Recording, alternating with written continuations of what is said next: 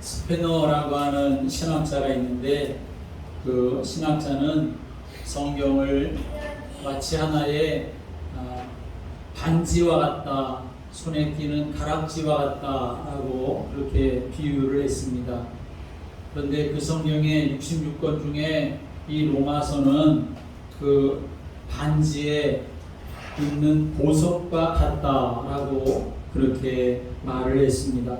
그만큼 로마서는 반지를 더 빛나게 하는 보석처럼 복음에 대해서 아주 탁월하게 설명을 하고 있기 때문에, 그래서 성경이 마치 반지와 같다면 로마서는 그 반지에 있는 보석과 같다라고 그렇게 말을 한 것입니다.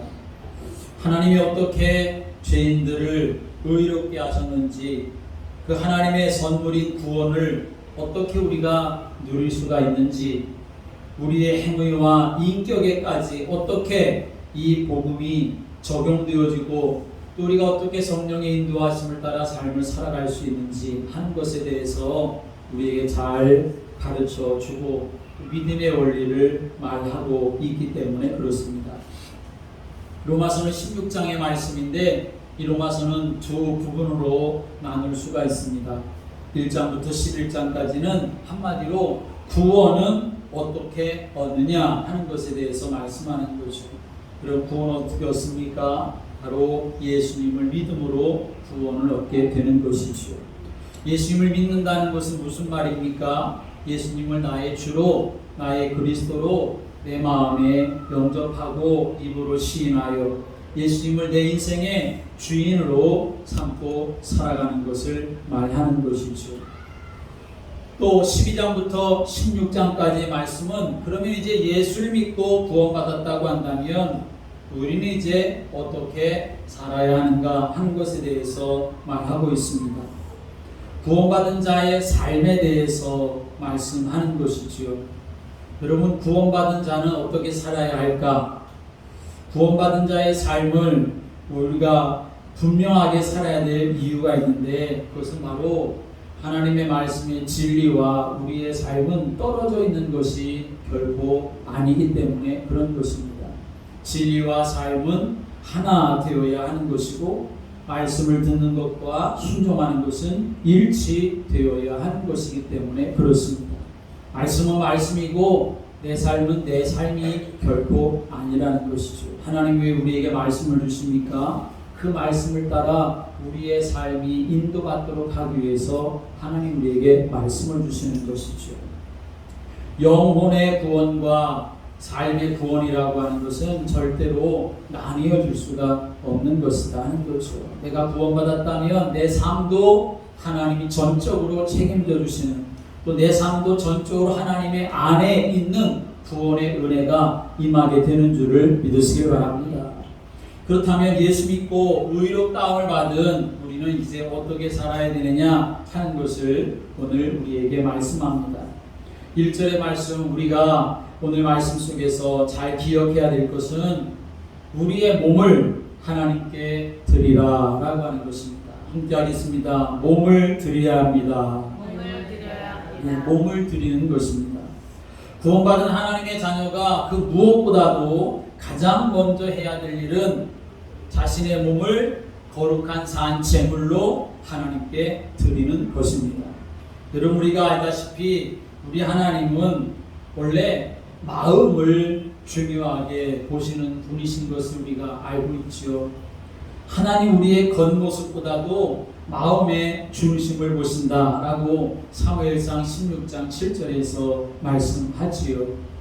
하나님이 이스라엘의 왕을 세울 때 사무엘 선지자를 사울의 집안에 보내가지고, 이새의 집안에 보내가지고 그 자식들 한 명 한 명 다 그렇게 보이게 하시는데, 사무엘 선지자가 그 이새의 아들들을 보면서 잘생기고 키가 크고 정말 훌륭해 보이니까 이 아들이 왕이 될 건지 이 아이들이 왕이 될 건지 그렇게 자기가 생각하고 있었을 때 하나님께서 누구를 부르십니까? 막내였었던, 아버지가 데려오지도 않았었던, 들판에서 양을 치고 그저 양 냄새로 가득했었던 이 다윗을 그렇게 데려와서 그에게 기름 붓게 하시죠.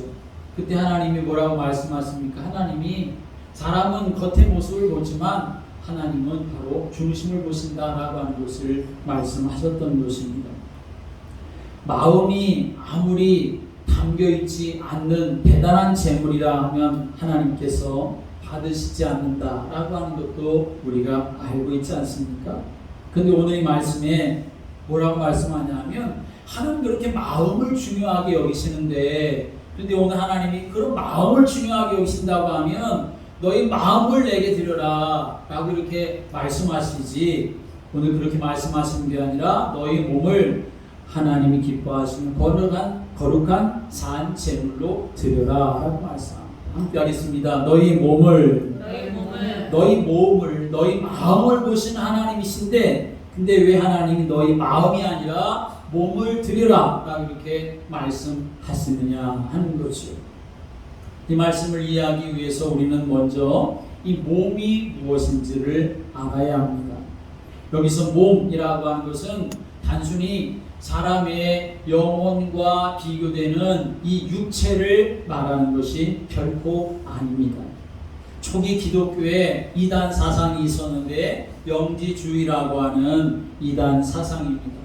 이 이단 사상은 뭐냐 하면 영혼은 중요하고 몸은 중요하지 않다라고 이렇게 생각해서 영혼의 구원만 중요하게 여기고 몸은 이미 더러워진 것이기 때문에 그래서 몸은 중요하지 않다 해서 자기 몸이 하고 싶은 대로 막 살아가도 된다라고 하는 것을 주장하는 주의였습니다. 결코 옳은 것이 아니지요.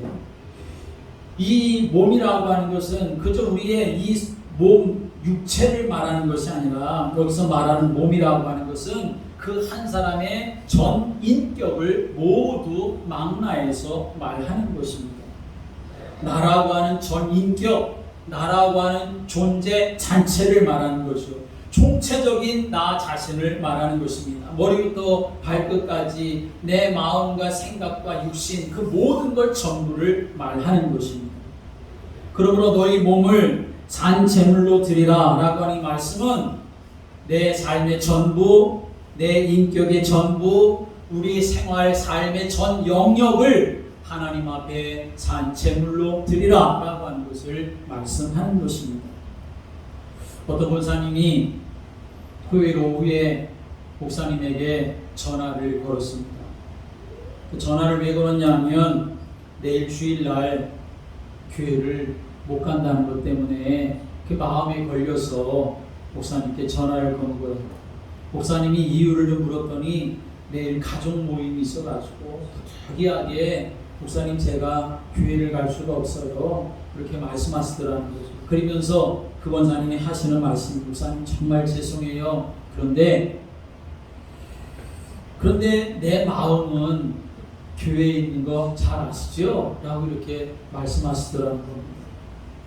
목사님이 그렇게 차마 말씀 못하셨지만 이 말씀이 생각나시더라는 거지요.